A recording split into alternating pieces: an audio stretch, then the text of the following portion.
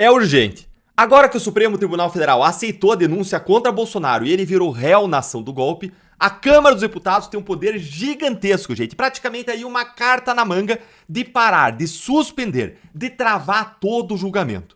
Será que o jogo virou? Ou será que essa é uma hipótese impossível, improvável, que mesmo que vá à frente não vai render bons frutos? É o que eu vou te explicar nesse vídeo.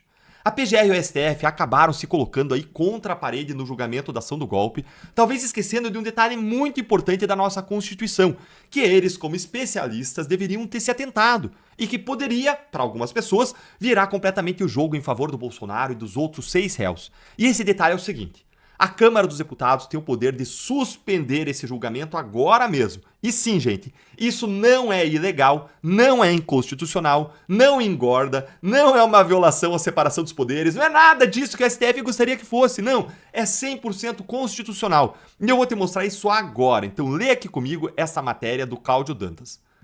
E se a Câmara suspender a ação contra o Bolsonaro e os aliados?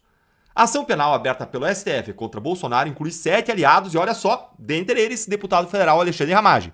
O artigo 53 da Constituição diz o seguinte: recebida a denúncia contra senador ou deputado por crime ocorrido após a diplomação, o STF vai dar ciência à casa respectiva, ou seja, nesse caso para a Câmara dos Deputados, que por iniciativa de partido político nela representado e pelo voto da maioria dos seus membros, poderá, até a decisão final do processo, sustar o andamento da ação penal, sustar o andamento do processo.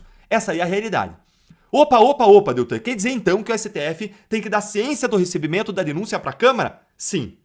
Quer dizer então que a Câmara tem o poder de suspender a ação penal por voto da maioria dos deputados? Sim também, é isso mesmo. Os deputados, eles têm mesmo esse poder e eles podem usá-lo a qualquer momento.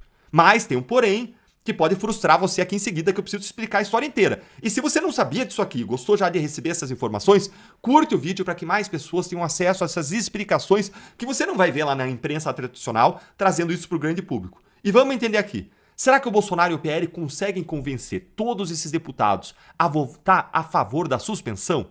Suspender o processo? O que você acha?